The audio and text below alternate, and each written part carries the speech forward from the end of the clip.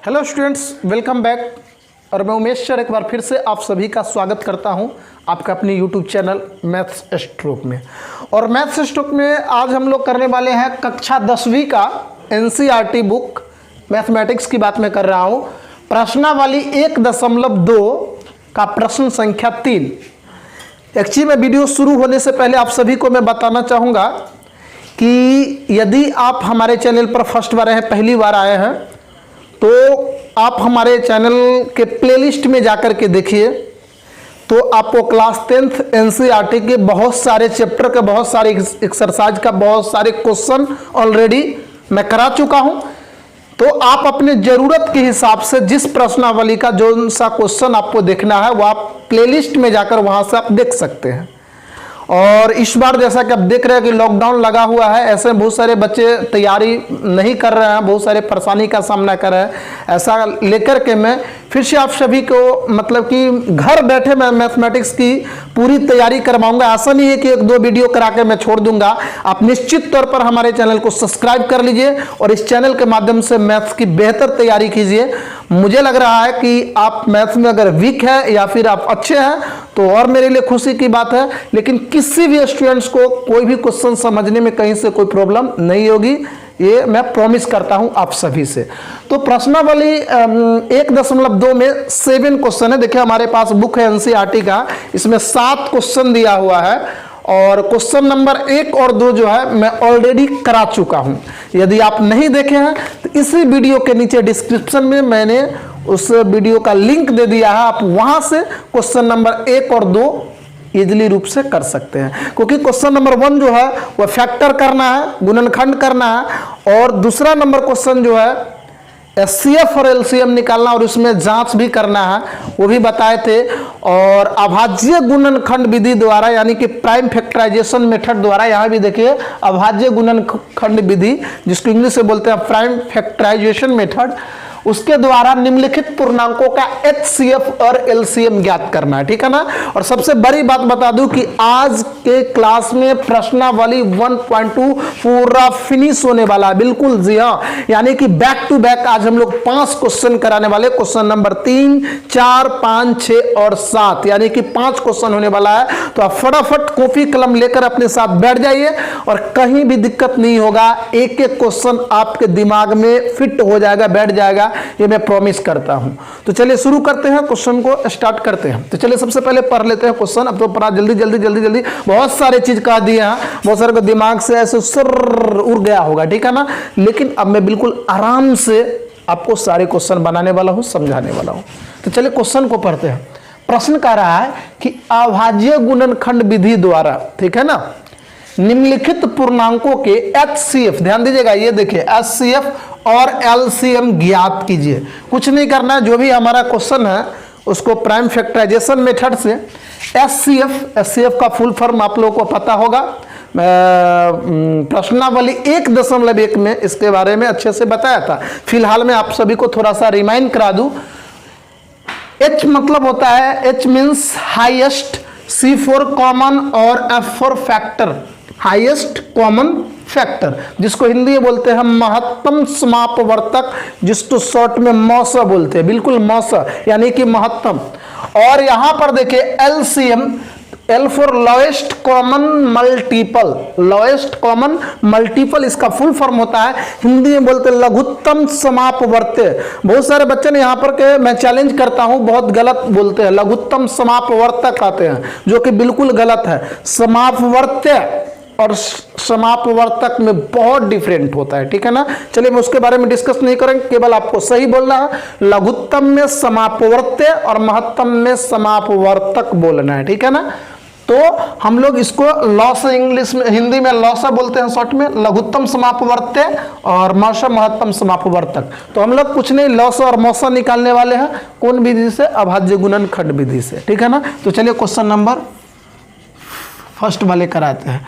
अब देखिए 12 का नॉर्मली प्राइम फैक्टर करना है, यानी कि अभाज्य गुणनखंड, उसमें इसके गुणनखंड में एक भी भाज्य संख्या नहीं होनी चाहिए, सारे के सारे अभाज्य संख्या होना चाहिए। तो 12 तो चलिए एक नॉर्मली नंबर है, इसको हम जानते हैं 2 × 2 × 3 होता है। 2 × 2 = 4, 4 × 3 = 12। ठीक है ना। चलिए इसको आप ऐसे भी लिख सकते हैं, 2 इंटू 2 है, ठीक है ना, यानी इसका पावर 1 है, इसका पावर 1 है, इसका भी पावर 1 है, एक पावर तो छुपा हुआ रहता है, तो और दोनों का बेस सेम है, तो बेस सेम रहने पर पावर जुड़ जाता है, तो एक पावर कितना जाता है, 2 पावर, तो यहाँ पर होगा 2 गुने 2 यानी 2 का पावर 2, और यहाँ पर सिर्फ 3 है तो यहाँ पर 3, तो इसको आप ऐसे भी लिख सकते हैं। और जिस बच्चे को प्रॉब्लम होगा कि सर 2 इंटू 2 इंटू 3 कैसे लाए, मुझे नहीं लग रहा है कि अगर क्लास 10th के स्टूडेंट को दिक्कत होगा, तो आप इसको रफ में ऐसे कर सकते हैं, 2 से डिवाइड करेंगे 6 बार में पूरा जाएगा, फिर 2 से डिवाइड करेंगे 3 बार में जाएगा, तो यही हमारा 2 इंटू 2 इंटू 3 आ चुका है। क्लियर है? चलिए तो इसको मिटा देते हैं। अब देखिए मैंने 12 के किया, 15 का करेंगे तो 15 का क्या होगा, 3 इंटू 5, ये सब नॉर्मली नंबर है, 5 3 जा 15 या 3 5 जा 15। अब यहाँ पे 21 है, ये भी एकदम सिंपल सा नंबर है, इसको 3 इंटू 7 हो गया। अब देखिए हमको निकालना है HCF, ठीक है ना, आता है, लिख लीजिए एक ही बार में आता है, हमारा HCF निकालना है। HCF तो देखिए हाईएस्ट कॉमन फैक्टर, या हाईएस्ट कॉमन फैक्टर है, लेकिन इसमें क्या करेंगे कि जो तीनों नंबर में यानी कि 12 के गुणनखंड, 15 के गुणनखंड और 21 का जो भी अभाज्य गुणनखंड है, इस सब में जो कॉमन होगा, जो सब में जो नंबर मिलता होगा, कॉमन समझ रहे होंगे, जो सब में सार्व होंगे, जो सब में उपस्थित है, वही हमारा HCF होगा। ऐसे HCF का मतलब होता है निम्नतम घातों का गुणनफल, दिमाग में नोट कर लीजिए, निम्नतम घातों का गुणनफल, यानी कि जो हमारा मिनिमम पावर जो होता है, ठीक है ना, उसका अगर इंटू कर देते हैं, लेकिन कॉमन होना चाहिए, तो वही हमारा HCF हो जाता है, ठीक है ना। अब देखिए, और लघुत्तम में उल्टा होता है, जो हमारा उच्चतम घातों का गुणनफल, उच्चतम घातों का गुणनफल, जो हमारा मैक्सिमम पावर है, उसका जो प्रोडक्ट होता है, वही हमारा LCM होता है। चलिए LCM की चर्चा बाद में करेंगे, फिलहाल HCF के लिए सिंपल सा कॉन्सेप्ट है कि 12, 15 और 21, ये 3 संख्या, इसका HCF निकालना, तो तीनों में जो हमारा कॉमन होगा वो आंसर होगा। तो देखिए तीनों में क्या कॉमन है, देखिए 12 में भी 3 है, 15 के गुणनखंड में भी 3 है, और 21 में भी 3 है, यानी तीनों में 3 है। इसके अलावा देखिए 2 12 में है लेकिन 15 में नहीं है, 5 15 में है लेकिन 21 में नहीं है, ऊपर 12 में नहीं है, मतलब 3 के अलावा कुछ भी कॉमन नहीं है। आप समझ गए होंगे, तो इसका जो आंसर होगा सिंपली क्या हो जाएगा, 3 हो जाएगा। क्लियर है? अब चलिए हम करते हैं LCM, ध्यान दीजिएगा LCM। अब LCM में थोड़ा सा फंडा है, लेकिन अगर क्वेश्चन नंबर 2 आप अभी नीचे इसी वीडियो के नीचे डिस्क्रिप्शन में मैंने लिंक दे दिया है, क्वेश्चन नंबर 2 देख लिए ना, तो जीवन में गुणनखंड विधि में कभी नहीं फंसोगे। चलिए फिलहाल मैं उस बात को यहाँ भी रिपीट करके आपको समझाना चाहूँगा। देखिए अब इसमें क्या करना होता है कि LCM के लिए ध्यान दीजिए कि जो सारे नंबर का आपका LCM निकालना है, उस नंबर का जो भी अभाज्य गुणनखंड है, वो सारे नंबर को इसमें अटेंडेंस बनाना होता है। जी हाँ, यानी कि जितना नंबर गुणनखंड में सबको इसमें अपीयर होना है, सबको शामिल होना है। लेकिन समझिए, लेकिन ध्यान यह देना है कि अगर कोई नंबर दोनों में, जैसे 3 इसमें भी है 3 इसमें भी है, तो जिसका उच्चतम घात, जिसका मैक्सिमम पावर होगा, ज्यादा पावर जिसका, उसको लेना और कम पावर वाले को बिल्कुल छोड़ देना। जैसे अगर मान लीजिए यहाँ पे रहता 3 का पावर 3, जैसे 3 यहाँ पर देखिए 2 का पावर 2 है और इस समय 2 नहीं है, और इसमें अगर एक 2 रहता तो ये 2 को छोड़ के 2 का पावर 2 ले लेते, मैक्सिमम पावर को लेना। आप समझ रहे हैं ना मैं क्या कहना चाहता हूँ? यहाँ पे आपको बिल्कुल गलती नहीं करना है, यहाँ से ध्यान से समझना है। जैसे देखिए इस सब में 3 एक ही है, लेकिन इसमें अगर 3 का पावर 3 रहता, ध्यान से दीजिए, यहाँ 3 का पावर 2 रहता, तो 2 पावर वाला को छोड़ देते, 3 पावर वाला को लेते। यहाँ 3 यहाँ 2, अगर यहाँ 3 का पावर 5 रहता, इसको भी छोड़ देंगे, इसको भी छोड़ देंगे, और 5 पावर को लेना है। तो एक तो समझ गए कि सबसे मैक्सिमम पावर जो अधिक घात है उसको लेना है। दूसरी बात कि एक भी नंबर छूटना नहीं चाहिए। जैसे 3 ले लिए तो इसमें 2 भी आया है, तो 2 को भी लेना पड़ेगा LCM में। 5 है तो 5 को भी लेना होगा, और 7 है तो 7 को भी लेना। कोई नंबर मिसिंग भी नहीं होना चाहिए, छूटना भी नहीं चाहिए। सिंपल सा कॉन्सेप्ट है कि कोई नंबर ना छूटे। अगर कोई नंबर दोनों तीनों में आता है तो उसका जो मैक्सिमम पावर है उसको लेना है। कभी भी जीवन में गलत नहीं होगा अगर इस कॉन्सेप्ट के साथ आप एलसीएम करेंगे। और एचसीएफ तो सिंपल है कि सब में जो कॉमन है। तो इसमें चलिए 2 का पावर 2 है, इसमें बोले थे उच्चतम घातों का गुणनफल लेना है तो 2 का पावर 2 ले लेंगे, ठीक है ना। 2 का पावर 2 ले लेंगे गुने 3, सब में तो एक ही बार है तो एक 3 ले आ जाएगा, 5 भी एक ही बार है 5 ले आ जाएगा, 7 भी 1 बार है तो 1 लेने। जिसका पावर ज़्यादा उसको लेते जाइए भैया, जिसका पावर छोटा उसको बिल्कुल छोड़ दीजिए। अब इसको चलिए बनाते हैं। 2 जा कितना हो जाएगा 4 × 5 × 7 गुना कर दीजिए। 5 3 जा 12 और 12 5 जा 60 और 60 7 जा 420, ठीक है ना। यानी सबको गुना करेंगे तो 420, तो बिल्कुल बन चुका है। एचसीएफ हमारा 3 हो गया और एलसीएम जो हो गया वो 420 हो गया। समझ में आ गया ना। अब उसी तरह से देखिए क्वेश्चन नंबर इसको करेंगे सेकेंड को, 17 का गुणनखंड। तो 17 क्या है, प्राइम नंबर, ऑटोमेटिक ही प्राइम नंबर है, इसका तो और गुणनखंड होगा नहीं। लेकिन बेहतर समझने के लिए इसको आप लिख सकते हैं 1 × 17, 23 को भी लिख सकते हैं 1 × 23 और 29 को भी लिख सकते हैं 1 × 29, क्योंकि तीनों का तीनों नंबर जो खुद प्राइम नंबर है। क्लियर है। अब चलिए इसका एलसीएम निकाल लेते हैं। अतः आपका पहले एचसीएफ निकाल लीजिए, एचसीएफ तो खुद प्राइम नंबर और प्राइम नंबर में कुछ कॉमन नहीं रहता है, ठीक है ना। 1 के अलावा 1 एक ऐसा नंबर है ना, हर नंबर का सार्वगुणनखंड है। सभी नंबर में 1 जो है, दुनिया का हर नंबर में 1 कॉमन होता है, तो ठीक है ना। तो इसका सम में क्या मिल रहा है 1 मिल रहा है, तो इसका एचसीएफ हो गया 1। और इधर ध्यान नहीं दीजिएगा। और एलसीएम के लिए क्या करना पड़ेगा कि सबका जो मैक्सिमम पावर उससे गुना करना है। तो एक हमारा 17 है, दूसरा हमारा 23 है और तीसरा 29 है। इस सबको गुना कर देंगे, तो सबको गुना आप कर लीजिएगा। ऑब्वियसली इसका 1133 और ये 9 होता है, ठीक है ना। मे बी इसका जो एनसीईआरटी बुक में आंसर है मैं देख लेता हूँ, इसमें रॉन्ग है, इसीलिए आप लोग घबराइएगा नहीं।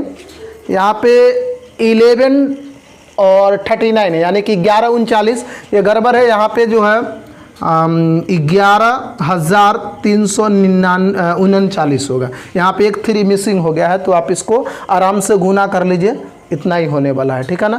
तो ये भी कर लिए। अब देखिए आखिरी क्वेश्चन है, तीसरा का आखिरी क्वेश्चन है, चलिए इसको भी समझते हैं। 8 का गुणनखंड करेंगे 2 × 2 × 2, 2 2 जा 4, 4 2 जा 8, इसका हो गया 2 का पावर 3 लिख सकते हैं। और यहाँ पे 9 को 3 × 3 इसको लिख सकते हैं 3 का स्क्वायर। और यहाँ पे 25 है, 25 को 5 × 5 है, मीन इसको लिख सकते हैं 5 के स्क्वायर। अब देखिए इसका क्या निकालना है, अतः इसका एचसीएफ निकालना है। तो देखिए तो इसमें तीनों में कुछ कॉमन है, तो बिल्कुल कुछ कॉमन नहीं है। तो मैंने अभी तुरंत जिक्र किया था कि हर नंबर का कॉमन फैक्टर क्या होता है 1 होता है। कुछ नहीं मैच कर रहा है ना, तो उसका कॉमन क्या होगा 1 आएगा। तो इसमें कुछ नहीं मैच कर रहा तो इसका आंसर क्या हो जाएगा, यानी कॉमन क्या हो जाएगा 1, इसलिए इसका एचसीएफ हो गया 1। अब चलिए एलसीएम कराएंगे, बिल्कुल कहीं नहीं जाएगा। 5 सवाल कराने वाले हैं, तीसरा नंबर खत्म हो गया, चौथा, पांचवा, छठा और सातवां 5 क्वेश्चन कराने वाले हैं, बिल्कुल कहीं नहीं जाइएगा। कहीं अगर दिक्कत हो रहा है तो आप हमें कमेंट जरूर कीजिएगा। एलसीएम देखिए, तो एलसीएम जो है अब सबका उच्चतम घात का गुणनफल, और 3 ही तरह का नंबर है, 2 है, 3 और 5 है, और 12 पावर सबका तो ले लेना है। 2 का पावर 3, 3 का पावर 2, 5 का पावर 2, यानी 2 को 3 बार इंटू करेंगे तो पुनः 8 आ जाएगा, 9 आ जाएगा, और 5 का स्क्वायर 25। सबको गुना कर दीजिए, तो यहाँ पर हो जाएगा 9 8 72, 72 को 25 से गुना कर दीजिए, मे बी 1800 कितना होगा, कर ही लेते हैं। 9 8 72 को 25 से, 25 पूरा ले लीजिए, 25 दूनी 50, 0 कैरी आपका 5 आ गया, और 25 7 175 और 5 180, यानी कि 1800 इसका एलसीएम हो गया। देखिए कितना आसान था, बस यही करना है। प्राइम फैक्टर में क्या करना है, इसको आप सबको उतार लेना है, ठीक है ना। चलिए तो इसको आप स्क्रीनशॉट कर लीजिए, उतार लीजिए। चलिए अब क्वेश्चन नंबर 4, अगली क्वेश्चन की ओर बढ़ते हैं। तो देखिए क्वेश्चन नंबर 4 देखते हैं। अभी दूसरा क्वेश्चन है, 5 क्वेश्चन में से दूसरा हो रहा है, एक ही क्वेश्चन की अभी 3 क्वेश्चन और करना है। तो ध्यान से देखिए क्वेश्चन नंबर 4 बहुत ईजी है, बिल्कुल समय नहीं लगने वाला, आप सारा क्वेश्चन फटाफट होने वाला है। अब देखिए यहाँ पे क्वेश्चन नंबर 4 जो है, पहले क्वेश्चन को समझिए। HCF दिया हुआ है 9, लिखा हुआ है ना, HCF बराबर 9 दिया हुआ है, यानी कि ये दोनों नंबर का, इससे बिल्कुल नहीं घबराना है। कह रहा है कि 306 और 657, यानी ये दोनों नंबर का HCF आपको नहीं निकालना, दिया हुआ इसका HCF कितना है, 9 है, तो आपको LCM निकालना है। और फिर ये दिया हुआ देखिए यही नंबर है, यानी जिस नंबर का HCF 9 है उसी नंबर का पूछ रहा है कि LCM क्या होगा वो ज्ञात कीजिए। सिंपल क्वेश्चन समझ गए होंगे, दो नंबर दिया हुआ, उसका HCF दिया हुआ है और उसी नंबर का आपका LCM निकालना है। तो बहुत आसान है, लिखेंगे दिया है HCF किसका 306 और 657 का कितना दिया हुआ है 9, और आपको क्या निकालना है LCM किसका, तो बिल्कुल यही नंबर का निकालना है। तो इसका मैं फार्मूला आप लोगों को बता चुका हूँ। LCM बराबर फार्मूला होता है, याद रख लीजिए, अभी दो संख्याओं का गुणनफल बटा HCF।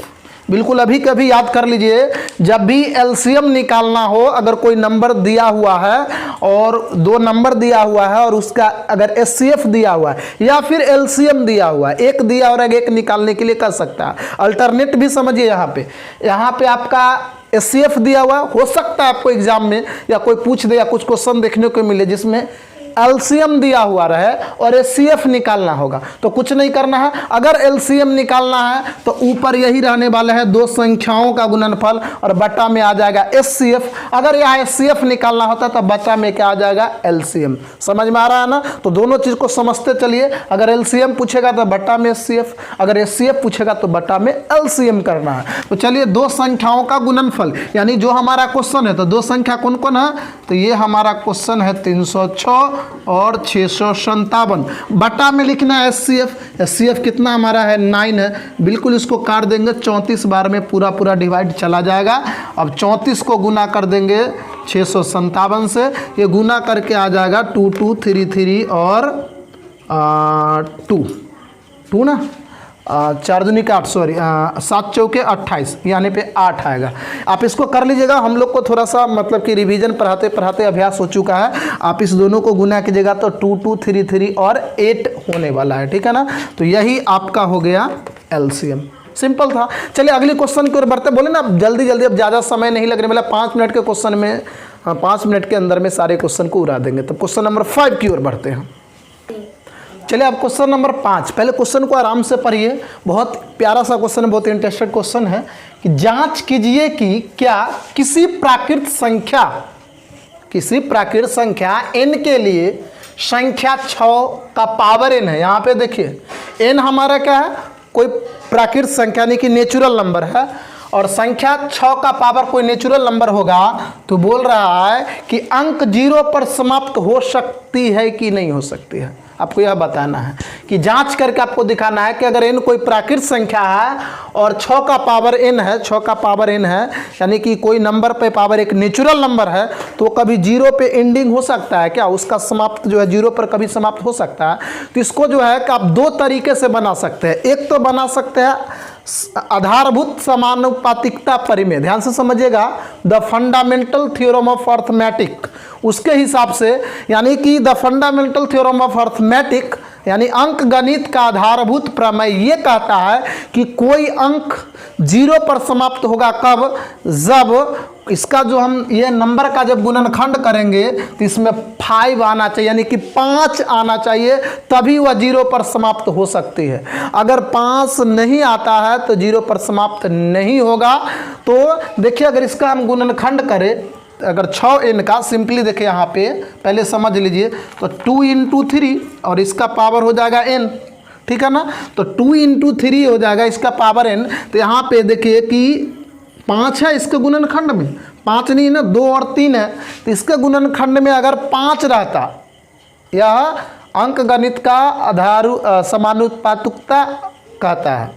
अंक गणित का आधारभूत प्रमेय जो है आपको देखिए बिल्कुल तौर पर लिखा हुआ है कि संख्या 6n समाप्त होगी वह 5 से विभाज्य होगा तब, लेकिन इसके अभाज्य गुणनखंड में 5 आना चाहिए, लेकिन यहाँ संभव नहीं है। इसीलिए अंक गणित की आधारभूत प्रमेय कहता है कि यह जो है 0 पर समाप्त नहीं होगा। लेकिन इसको जो है हम एक सिंपल तरीके से आपको समझाते हैं। आप ऐसे भी बना सकते हैं, दोनों तरीका आप बना सकते हैं। लेकिन देखिए मैं एक नॉर्मली अपना नॉलेज आपको बताता हूँ ताकि बेस्ट समझिएगा। मान लीजिए लिखेंगे चूंकि n कोई प्राकृत संख्या है, थोड़ा ध्यान से समझने वाला बात है, थोड़ा सा कॉम्प्लिकेटेड है, समझ जाइएगा, कोई दिक्कत नहीं है। लॉजिक वाला क्वेश्चन है, सिर्फ लॉजिक वाला, इसमें कुछ आपका जो है मतलब क्या बोलते हैं कैलकुलेशन वगैरह नहीं है, ज़्यादा मतलब कि ताम झाम नहीं है, सिर्फ इसमें लॉजिक देना है, ठीक है ना, लॉजिकल क्वेश्चन है। तो चूंकि n कोई प्राकृत संख्या है, ठीक है, प्राकृत संख्या है, अर्थात n बराबर क्या हो जाएगा 1 2 3 4 5 डॉट डॉट डॉट, यही ना हमारा प्राकृत संख्या होता है। तो हमारा देखिए संख्या कितना है 6n, संख्या हमारा कितना है, संख्या हमारा 6n है। अब देखिए n हमारा क्या है, पावर में जो n है वो एक नेचुरल नंबर है। तो आप यहाँ पे दो चार नेचुरल नंबर को रख के देखिए, आपको मतलब कि ऑब्जर्वेशन से पता चल जाएगा कि क्या यह 0 पर समाप्त हो सकता है। तो देखिए 6 का जब n बराबर 1, तो 6 का पावर 1 हो गया, तो 6 को 1 बार में इंटू करेंगे, 6 1 जा 6 ही हो जाएगा ना। अब देखिए यहाँ पे n बराबर 2, तो जब आप 2 रखेंगे 6 का पावर, देखिए यहाँ पे संख्या पे पावर रख रहे हैं 2, तो 6 × 6 यानी 6 का स्क्वायर कितना हो जाएगा 36 हो जाएगा। तो देख रहा है 0 आ रहा है, 0 पर समाप्त हो रहा है, नहीं ना हो रहा है, ये 6 पर समाप्त हो रहा है, ये भी 6 पर समाप्त हो रहा है। यहाँ पर देखिए n बराबर अगर 3, तो 6 का पावर 3 हो जाएगा, नहीं 6 × 6 × 6 कितना हो जाएगा 216 हो जाएगा। तो कहने का मतलब जो है, आप कोई भी नंबर डाल के लिख लीजिए, 4 दाग रख के देख लीजिए, 5 रख लीजिए, कोई भी ऐसा नेचुरल नंबर नहीं है जो यहाँ पे अगर फिट कर दे तो उसका एंडिंग जो हो वह 0 पर समाप्त हो, ऐसा पॉसिबल नहीं है, ठीक है ना। तो आप कह सकते हैं कि ऐसी कोई n नहीं है, यानी ऐसी कोई प्राकृत संख्या n नहीं है जो संख्या 6n अंक 0 पर समाप्त हो सकते, आप लिख सकते हैं। तो लिखेंगे स्पष्ट है कि n कोई ऐसी प्राकृत संख्या नहीं है जो संख्या 6n अंक 0 पर समाप्त हो सकती है। या बेहतर समझे होंगे, नहीं तो मैं दूसरा बोले थे, अथवा आप ऐसे भी बना सकते हैं कि 6n जो है 6n तभी 0 पर समाप्त हो सकती है। ये दूसरी तरीका है, जब 6n के अभाज्य गुणनखंड में 5 हो, लेकिन 6 का अगर गुणनखंड करेंगे तो 2 × 3 आएगा, मैंने बताया था, यानी कि 2 × 3 ये आया था ना, ये नंबर को आप ऐसे भी लिख सकते हैं। तो इसमें देखिए 2 और 3 अब 5 है ही नहीं, और अंक गणित का आधारभूत प्रमेय कहता है कि जब तक 5 नहीं होगा वह 0 पर समाप्त नहीं होगा। तो यह लिखेंगे जो संभव नहीं है, जो संभव नहीं है। अतः आप लिख सकते हैं कि इन कोई ऐसी प्राकृत संख्या नहीं है जो अंक 0 पर समाप्त हो सकती है। तो आप दोनों तरीका से समझ सकते हैं, ठीक है ना। चलिए, तो क्वेश्चन नंबर 5 आप समझ चुके होंगे। आई होप कि आप पूरी तरीके से समझ गए होंगे। बहुत इंपॉर्टेंट क्वेश्चन था, केवल लॉजिक देना था। अब नेक्स्ट क्वेश्चन की ओर बढ़ते हैं। क्लियर है। अब क्वेश्चन नंबर 6 देखिए, कहता है व्याख्या कीजिए। देखिए कुछ नंबर जो है इस फॉर्मेट में दिया हुआ है, यानी कि 7 × 11 × 13 प्लस 13, यहाँ 7 × 6 × 5 × 4 × 2 3 × 2 × 1 और प्लस में 5। और आपको बताना है कि व्याख्या कीजिए कि यह दोनों नंबर जो है भाज्य संख्या क्यों है। आपको बताना है कि यह नंबर कंपोजिट है, क्यों है, इसका रीजन दीजिए कि यह भाज्य संख्या। तो बिल्कुल आपको हम बता देते हैं कि भाज्य संख्या ही है। तो चलिए पहले बनाते हैं और फिर वहाँ पर आपको लॉजिक भी बताएंगे कि क्यों है। पहले तो देखिए 7 × 11 × 13 प्लस में है 13, 7 × 11 × 13 प्लस 13। अब देखिए इसमें से 13 कॉमन आ रहा है, 13 जो है 13 यहाँ हटा लेंगे तो यहाँ क्या आ जाएगा 7 गुने 11 गुने 1, 13 कॉमन ले लिए तो 1, और प्लस में 13 के जगह पर फिर से क्या हो जाएगा 1 हो जाएगा। अब चलिए क्या किए, कुछ नहीं किए, 13 को क्या कर लीजिए कॉमन कर लीजिए, बाद बाकी सारा नंबर वही रहेगा। 13 के प्लेस पर क्या आ जाएगा 1, क्योंकि आप 13 कॉमन कर चुके हैं तो कुछ भी नहीं बचेगा तो 1 होगा ना। अब इसको पहले ब्रैकेट सोल्व कीजिए, आपको पता है पहले ब्रैकेट, और ब्रैकेट में गुना और जोड़ दोनों है, तो पहले जो है इनटू का वर्क होगा, आफ्टर प्लस का वर्क होगा। तो यहाँ पे इनटू का करेंगे तो 11 सत्ते 77, और 1 से इंटू करेंगे 77 होगा, और प्लस में क्या हो जाएगा 1, तो 13 गुने 77 और 1 कितना हो गया 78। अब ध्यान दीजिए कि इस नंबर को हम इस फॉर्मेट में लिख दिए 13 गुने 78। आप सबको गुना करके 13 जोड़िए, फिर से इसको गुना करेंगे इतना ही आएगा। अब यहाँ पर ध्यान देने की चीज़ है, 13 क्या है, एक अभाज्य संख्या यानी प्राइम नंबर है, और 78 क्या है, एक भाज्य संख्या है। आपको पता है भाज्य संख्या किसे कहते हैं, जिसका 2 से अधिक फैक्टर हो, जो 1 और इटसेल्फ खुद के अलावा किसी अदर नंबर से भी डिविजिबल है तो वह भाज्य है। अब 1 और इटसेल्फ खुद के अतिरिक्त किसी नंबर से डिविजिबल नहीं है तो वह अभाज्य है।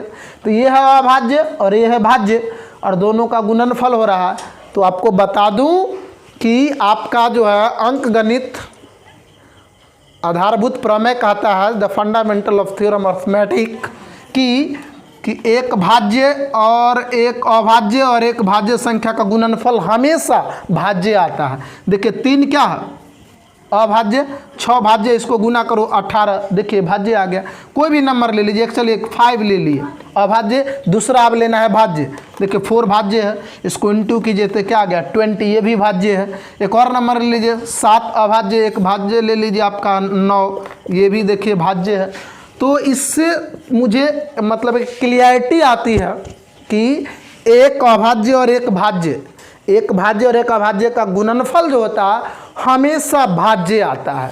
तो ये पूरा नंबर जो है एक भाज्य और एक अभाज्य संख्या का गुणनफल के रूप में है, इसीलिए क्या होगा भाज्य होगा। देखिए मैंने एग्जाम्पल लेकर कर लिया, आप अभी बहुत सारे नंबर को आप अप्लाई करके देखिए कि एक भाज्य और एक अभाज्य संख्या लीजिए और दोनों का गुणनफल कीजिए तो निश्चित तौर पर भाज्य संख्या आएगा। अगर कोई ऐसा नंबर है तो प्लीज़ आप हमें कमेंट करके बताइए जो इसको रॉन्ग साबित कर सकता है। तो बिल्कुल ऐसा नहीं है, एक भाज्य और एक अभाज्य संख्या का गुणनफल हमेशा क्या होता है भाज्य होता है। तो हम शो कर दिए कि ये पूरा नंबर जो है, ये एक्सप्रेशन जो है वह प्राइम और कंपोजिट का प्रोडक्ट है और वो क्या होता है जो भाज्य है। तो मैंने लॉजिक दे दिया कि यह संख्या भाज्य है, ठीक है ना। आप लिख भी सकते हैं कि अंक गणित का आधारभूत प्रमेय से यह जो नंबर है वह क्या है भाज्य है। अब देखिए इसमें एक और था, आप ऐसे नहीं कीजिएगा, बगल नीचे से बनाइएगा 7 गुने 6 गुने 5 गुने 4 गुने 3 गुने 2 गुने 1 प्लस 5। इसमें देखिए कुछ कॉमन होगा, देखिए 5 यहाँ भी है 5 यहाँ भी है, 5 कॉमन कर लीजिए तो 7 गुने 6 गुने 1 गुने 4 गुने 3 गुने 2 गुने 1 और प्लस में क्या आ जाएगा 1। यानी जहाँ 5 था वहाँ पे 1 आ जाएगा क्योंकि 5 आप कॉमन कर लिया, बाद बाकी सारा नंबर वैसे ही रहने वाला है। अब देखिए 5 इंटू, और पहले ब्रैकेट में होगा, पहले गुना का काम करेंगे, पूरा को करेंगे तो 1000 आपका 8 हो जाता है, ठीक है ना। और ये प्लस 1 हो जाएगा, गुना कर लेना 1008 होगा, तो 5 इंटू 1000 9 हो जाएगा, ठीक है ना। 1000 क्या हो जाएगा 9, इसको आप गुना कर लेंगे। अब देखिए यह क्या है अभाज्य संख्या और यह एक भाज्य संख्या। तो मैंने यहाँ पे बताया था कि भाज्य और अभाज्य का गुणनफल क्या होता है भाज्य होता है, इसीलिए भी भाज्य संख्या है, जो भाज्य संख्या। क्लियर हो गया।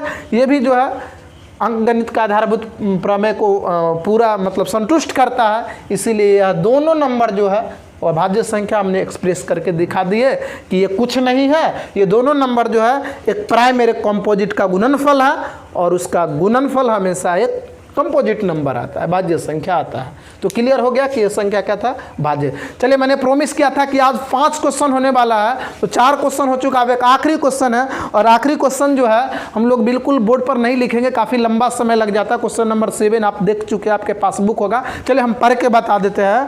कह रहा है कि किसी खेल के मैदान के चारों एक वृत्ताकार पथ है, एक खेल का मैदान है, प्लेग्राउंड है, ठीक है ना, और उसके चारों रास्ता हुआ क्या है वृत्ताकार यानी कि गोल है, पथ मतलब होता है रास्ता, अब इस मैदान का एक चक्कर लगाने में सोनिया को 18 मिनट लगता है, जबकि इसी मैदान का एक चक्कर लगाने में रवि को 12 मिनट लगता है। एक ही मैदान है, सोनिया को लगता है 18 मिनट, जबकि रवि को लगता है 12 मिनट। अब मान लीजिए कि दोनों एक ही स्थान से और एक ही समय पर चलना शुरू किया था, एक ही दिशा में, तो कितने समय बाद वह पुनः प्रारंभिक स्थान पे मिलेंगे, यानी जहाँ से वह दौड़ना शुरू किया था वहाँ पे कितना देर बाद दोनों मिलेंगे। तो बहुत कुछ नहीं करना है, आप दोनों का जो टाइमिंग है उसका एलसीएम निकाल दीजिए, आपका हो जाएगा। तो देखिए क्वेश्चन नंबर 7 2 मिनट का है, एलसीएम करना है, ठीक है ना। क्वेश्चन नंबर 7 आखिरी क्वेश्चन है। 18 और 12 का एलसीएम कर देना है, ठीक है ना। तो 18 का एलसीएम क्या होगा, 2 गुने 3 गुने 3, 2 तिहाई 6, 6 3 का 18, इसको आप ऐसे लिख सकते हैं 2 × 3 का स्क्वायर हो जाएगा। और 12 को आप लिख सकते हैं 2 गुने 2 गुने 3, 2 2 बार है तो 2 का स्क्वायर गुने का 3 हो जाएगा। अब इसका एलसीएम निकाल देना, इसीलिए एलसीएम। तो हम क्या बोले थे कि मैक्सिमम पावर लेना है और कोई नंबर छूटना भी नहीं चाहिए। तो इसका पावर 1 है और इसका पावर 2 है, तो ज़्यादा पावर को लेना, उच्चतम घात 2 पावर वाला को लेंगे, इसको छोड़ देंगे। इसमें भी पावर 1 है, इसका 2 है, तो 2 वाला को लेंगे, 1 वाला को छोड़ देंगे। 2 दूनी 4, 3 तिहाई 9, यानी कि 9 चक 36 मिनट, ठीक है ना। यानी 36 मिनट बाद मिलेंगे। अतः वे दोनों प्रारंभिक स्थान पर 36 मिनट बाद मिलेंगे। क्लियर है, ये बन चुका है। तो आपका आंसर कितना होगा, 36 मिनट। तो मैंने प्रॉमिस किया था कि 5 क्वेश्चन करा देंगे, फिर हम लोग क्या करेंगे, नेक्स्ट क्लास में हम लोग अगला एक्सरसाइज को डिस्कस करेंगे। एक भी क्वेश्चन नहीं छोड़ेगा, पूरी एनसीईआरटी इसी चैनल पर आप सभी की तैयारी होगा। आप अपने और भी साथी दोस्तों को बता दीजिए और कि इसी चैनल पर जो है सर तैयारी कराएंगे, सबको थोड़ा सा शेयर कीजिए, बताइए। और आप लोग का अच्छा खासा प्यार मिला तो मैं अच्छे तरीके से आपको सारे क्वेश्चन में तैयारी करूँगा। फिर मिलेंगे नेक्स्ट वीडियो में, तब तक आप खुद का ख्याल रखिए, मैं भी अपना ख्याल रखूँगा, क्योंकि कोरोना है, सबको डर है। ऐसे में सेफ रहिए, घर में रहिए। तब के लिए नमस्कार।